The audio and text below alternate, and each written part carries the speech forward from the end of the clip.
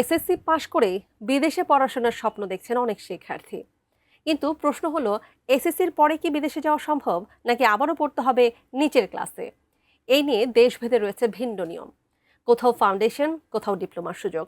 তবে বিদেশে উচ্চশিক্ষার ক্ষেত্রে এসএসসির ফলাফল কতটা গুরুত্বপূর্ণ, বিস্তারিত জানাচ্ছেন সাদিয়া সিদ্দিকা। এসএসসি পাশের পরে কি বিদেশে পড়াশোনা করা সম্ভব? বাংলাদেশের রেজাল্টের গুরুত্ব কতটুকু, নাকি আবারও নিচের ক্লাসে পড়তে হবে? সদ্য মাধ্যমিক পাশ করা শিক্ষার্থীদের মনে এমন প্রশ্ন ঘুরপাক খাওয়া খুবই স্বাভাবিক। বিশ্বজুড়ে উচ্চশিক্ষার প্রবণতা এখন দ্রুত বাড়ছে। ইউনেস্কোর তথ্য অনুযায়ী গত 2 দশকে বিদেশে যাওয়া বাংলাদেশি শিক্ষার্থীর সংখ্যা প্রায় 3 গুণ হয়েছে এবং কেবল 2023 সালেই দেশ ছেড়েছেন প্রায় 53,000 শিক্ষার্থী। এসএসসি পাশের পর বিদেশে যাওয়ার ক্ষেত্রে মাধ্যমিকের ফলাফল একেবারে মূল্যহীন নয়, তবে এটি মূল সিদ্ধান্ত নেওয়ার নিয়ামকও নয়। যুক্তরাষ্ট্র, অস্ট্রেলিয়া, কানাডা ও ইউরোপে উচ্চশিক্ষার জন্য সাধারণত 12 বছরের স্কুলিং বাধ্যতামূলক। তাই বাংলা মাধ্যমের শিক্ষার্থীরা এসএসসি শেষ করে গেলে সংশ্লিষ্ট দেশে ফাউন্ডেশন কোর্স বা ডিপ্লোমা প্রোগ্রামে ভর্তি হতে পারেন। আর ও লেভেল শেষ করা শিক্ষার্থীরা এ লেভেল সম্পন্ন করে বিশ্ববিদ্যালয়ে যান।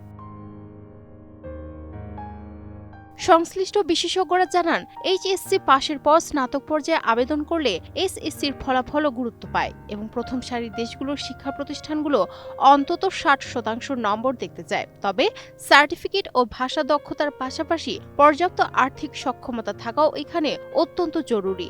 সম্প্রতি বিবিসি বাংলার এক প্রতিবেদনে এই তথ্যটি উঠে এসেছে। আমি বুঝি নির্মাণের শিল্প, সালাম স্টিল বোঝে ডিউরেবিলিটি। সালাম স্টিল, মোস্ট ডিউরেবল স্টিল। বিদেশি বিশ্ববিদ্যালয় ও মূল্যায়ন সংস্থাগুলো মূলত কয়েকটি উদ্দেশ্যে এসএসসি ফলাফল বিবেচনা করে। প্রথমত, শিক্ষা জীবনে কোনো বিরতি বা স্টাডি গ্যাপ আছে কিনা তা দেখা। দ্বিতীয়ত, সময়ের সঙ্গে ফলাফল ভালো হচ্ছে কিনা, অর্থাৎ এসএসসির পর এইচএসসিতে উন্নতির ধারা বা আপওয়ার্ড ট্রেন্ড যাচাই করা। তৃতীয়ত, ফাউন্ডেশন বা ডিপ্লোমায় ভর্তির জন্য নির্দিষ্ট ন্যূনতম যোগ্যতা পূরণ হয়েছে কিনা তা নিশ্চিত করা। এছাড়া গণিত, ইংরেজি ও বিজ্ঞানে ভালো গ্রেড, আইএলটিএস বা পিটিই স্কোর এবং কোনো গ্যাপ না থাকা অত্যন্ত গুরুত্বপূর্ণ। সরাসরি স্নাতক পর্যায়ে ভর্তির ক্ষেত্রে এইচএসসি বা এ লেভেলের ফলই মুখ্য। এসএসসির ফল কেবল সহায়ক দলিল হিসেবে গণ্য করা হয়। তবে মেডিসিন, ইঞ্জিনিয়ারিং বা আইনের মতো প্রতিযোগিতামূলক বিষয়ে মাধ্যমিকের মূল বিষয়ে প্রাপ্ত নম্বর গুরুত্ব পায়। অন্যদিকে মাস্টার্স বা পিএইচডির ক্ষেত্রে এসএসসির গুরুত্ব প্রায় শূন্য বললেই চলে। সেক্ষেত্রে অনার্স বা মাস্টার্সের সিজিপিএ, গবেষণা স্টেটমেন্ট অফ পারপাস বা এসওপি এবং ভাষাগত দক্ষতাই মূল বিষয় হিসেবে বিবেচিত হয়। শিক্ষাবিদরা মনে করেন, আন্তর্জাতিক মান বজায় না থাকায় এবং মানসম্মত পরীক্ষা হিসেবে পুরোপুরি গড়ে না ওঠায় বাংলাদেশের সার্টিফিকেটগুলোর বৈশ্বিক গ্রহণযোগ্যতা কিছুটা কম।